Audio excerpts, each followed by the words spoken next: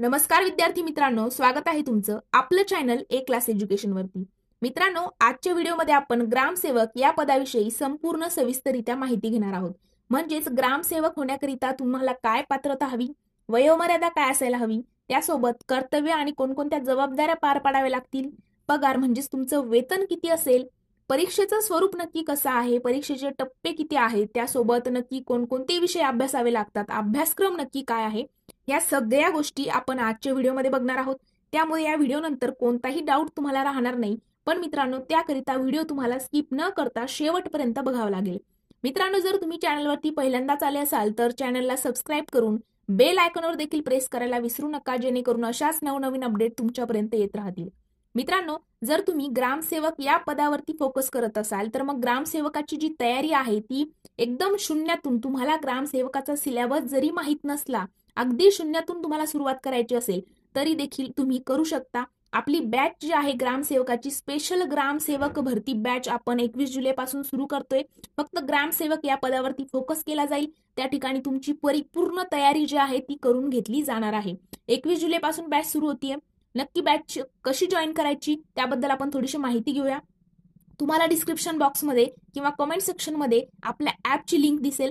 लिंकवर क्लिक करायचे किंवा तुम्ही डायरेक्टली प्ले स्टोअर वरती गेल्यानंतर तुम्हाला एक क्लास एज्युकेशन सर्च करायचे, ऍप मोबाईलमध्ये डाउनलोड करायचे. त्या ठिकाणी मित्रांनो ग्रामसेवकाची बॅच जी आहे ती त्या ठिकाणी तुम्हाला दिसून येईल. ती तुम्ही करू शकता जॉईन.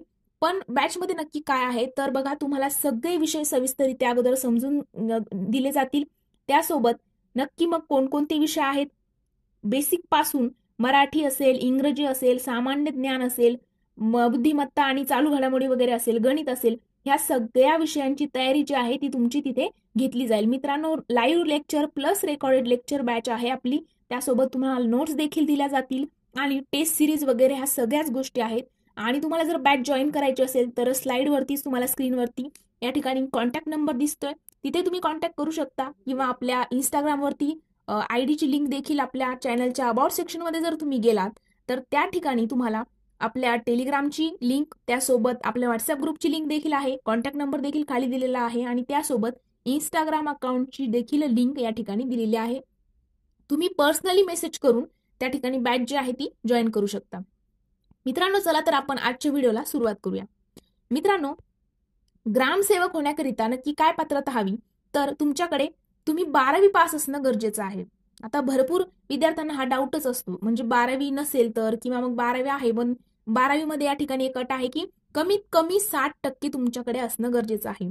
आता या ठिकाणी एक डाऊट तुमचा क्लिअर होईल की तुमची 12वी झालेली आहे, ओके, पण तुम्हाला 12वीला 60 पेक्षा जर कमी टक्के असतील, पण जर तुमचं ग्रॅज्युएशन कंप्लीट असेल तर मित्रांनो या ठिकाणी तुम्ही पात्र असाल. मात्र फक्त तुम्ही 12वीच्याच बेसवर फॉर्म भरत असाल तर तुमचं या ठिकाणी 12वीला तुम्हाला जे आहेत जे गुण असतील, ते पर्सेंटेज असतात, ते 60% तरी किमान पाहिजे. आणि जर 60 पेक्षा कमी पर्सेंटेज असतील तर तुमची डिग्री या ठिकाणी मग कंपल्सरी आहे. तर मित्रांनो, मग कर्तव्य काय आहे, नक्की ग्रामसेवक काय काम करतो तर बघा, गावातील दिवाबत्तीची सोय वगैरे करणं, म्हणजेच प्रत्येक ठिकाणी लाईट वगैरे आहे का वगैरे ह्या गोष्टी त्यांना बघाव्या लागतात. त्यानंतर जन्ममृत्यूची नोंद ठेवणं असेल, गावाच्या विकासाची कामं बरोबर होत आहेत की नाही होते, हे सगळं बघणं ग्रामसेवकाचं काम असतं. आणि मित्रांनो, मग ग्रामसेवकाचं प्रमोशन वगैरे होतं का तर यस, ग्रामसेवकाचं प्रमोशन कोणत्या पदी होतं तर बीडीओ म्हणजे काय, ब्लॉक डेव्हलपमेंट ऑफिसर या पदी तुम्हाला बघा, जसं ग्रामसेवक ग्रामपंचायतीकरिता असतो तसा बीडीओ पंचायत समितीकरिता त्याच्या वरती, मग बीडीओचं नियंत्रण ग्रामसेवकावर असतं. ओके, तर ह्या पद्धतीने तुमची बढती त्या ठिकाणी होत असते. मग ग्रामसेवकाकरिता परीक्षेचं स्वरूप कसं तर बघा मित्रांनो, 100 तुमचे जे प्रश्न असतात, 100 प्रश्नांचा एक पेपर घेतला जातो. त्याला 200 गुण असतात, म्हणजेच एका प्रश्नाला या ठिकाणी 2 गुण दिले जातात. वेळ जो आहे 90 मिनिटे, म्हणजे जवळजवळ 1.5 तास तुम्हाला त्या ठिकाणी टायमिंग आहे.